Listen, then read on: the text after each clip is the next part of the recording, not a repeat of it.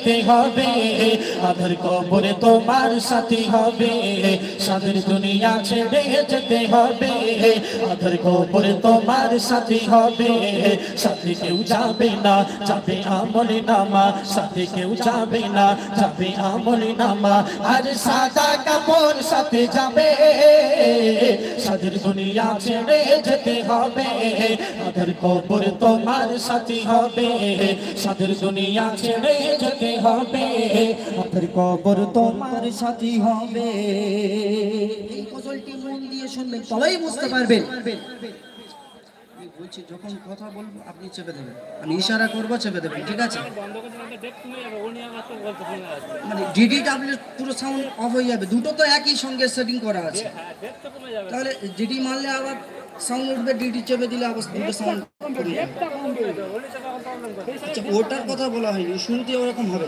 তো চলুন, আমার আপনার বাড়িতে যখন একটা মাইয়াত হয়ে যায়, যখন মৌতের সঙ্গে যে যুদ্ধ করতে থাকে, আজরাইল কাছে চলে আসে, প্রত্যেকটা পাড়া প্রতিবেশী সেই মাইয়াতের কাছে যায় আর কি করে, সেই মাইয়াতের কাছে গিয়ে কেউ একটু ফলের রস দেয়, কেউ একটু গালিতে পানি দেয়, কেননা এই দুনিয়া থেকে সে যেন বেঁচে যেতে পারে। কিন্তু সে যখন এই দুনিয়া থেকে মৌতের সঙ্গে যুদ্ধ করতে করতে এই দুনিয়া থেকে আর সে মহল্লায় আল্লাহর কাছে রুহটা চলে যায়, তখন কি করে কবি লিখছে দেখুন। যত বন্ধু স্বজন শুধু দেখবে তখন, যত বন্ধু স্বজন শুধু দেখবে তখন, যখন আসবে মরণ বন্ধ হবে নয়ন। যত বন্ধু স্বজন শুধু দেখবে তখন, যত বন্ধু স্বজন শুধু দেখবে তখন, যখন আসবে মরণ বন্ধ হবে নয়ন। আসবে আপন যারা শুধু কাঁদবে তারা, আসবে আপন যারা শুধু কাঁদবে তারা, কতই করবে আফসোস তোমায় দেখে তারা। সাথে কেউ যাবে না, যাবে আমলে নামা, সাথে কেউ যাবে না, যাবে আমলে নামা। আর সাদা কাফন সাথে যাবে, সাদের দুনিয়া ছেড়ে যেতে হবে, আধার কবর তোমার সাথী হবে। সাদের দুনিয়া ছেড়ে যেতে হবে, আধার কবর তোমার সাথী হবে।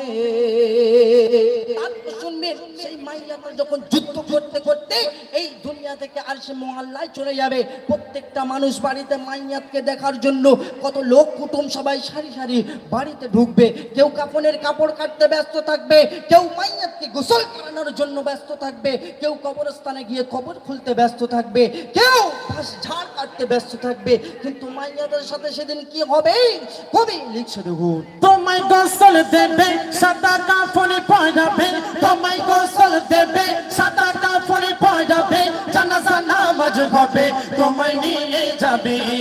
তোমায় গোসল দেবে, সাদা কাফনে পরাবে, তোমায় গোসল দেবে, সাদা কাফনে পরাবে, জানাজা নামাজ হবে তোমায় নিয়ে যাবে।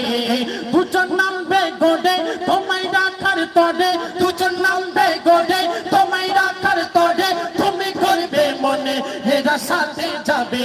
কিন্তু সাথে কেউ যাবে না, যাবে আমলে নামা, সাথে কেউ যাবে না, যাবে আমলে নামা। আর সাদা কাফন সাথে যাবে, সাদের দুনিয়া ছেড়ে যেতে হবে, আধার কবর তোমার সাথী হবে। সাদের দুনিয়া ছেড়ে যেতে হবে, আধার কবর তোমার সাথী হবে। মাইয়াত মনে মনে ভাববে, এতগুলো মানুষ আমার সঙ্গে কেউ গেল না, অন্তকান গহীন কবরে আমাকে একা রেখে আসে, সবাই চলে গেল। যখন সবাই মিলে দাফন সেরে বাড়িতে চলে আসবে, আল্লাহর হুকুমে দুটো ফারিস্তা কবরের মধ্যে লাভবে, আর সেদিন আমাকে আপনাকে সেদিন কবর থেকে তুলবে। এই দুনিয়ার মধ্যে তুমি কত অট্টালিকা বানিয়েছো, কত গাড়ি করেছো, কত বাড়ি করেছো, তোমার হিসাব সেদিন হবে না। সেদিন তোমার আমার হিসাব হবে, তিনটি প্রশ্ন হবে, মান রাব্বুকা মান দীনুকা আর মান নবিয়্যুকা। এই তিনটি প্রশ্ন হচ্ছে সেদিনকার আরবি ভাষায় প্রশ্ন। আমরা মনে মনে ভাবছি এত সহজ একটা প্রশ্ন আমাদের মুখস্থ থাকবে না। মান রাব্বুকা আমার রব আল্লাহ, আর মান দীনুকা আমার দিন ইসলাম, আর মান নবিয়্যুকা আমার নবী মুহাম্মদ সাল্লাল্লাহু আলাইহি ওয়াসাল্লাম।